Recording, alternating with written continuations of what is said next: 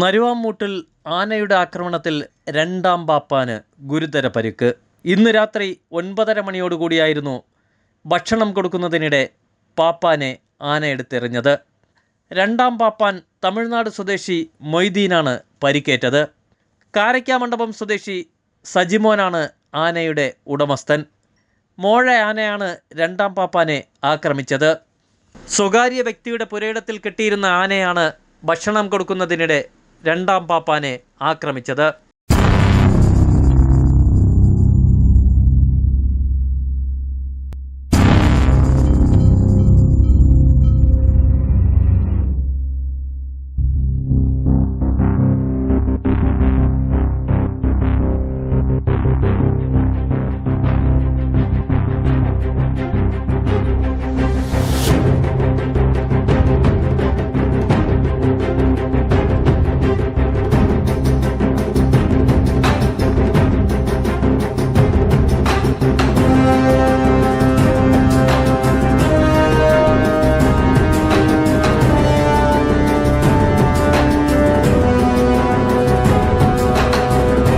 ആനയുടെ ആക്രമണത്തിൽ പരിക്കേറ്റ പാപ്പാനെ മെഡിക്കൽ കോളേജ് ആശുപത്രിയിൽ പ്രവേശിപ്പിച്ചിരിക്കുകയാണ്.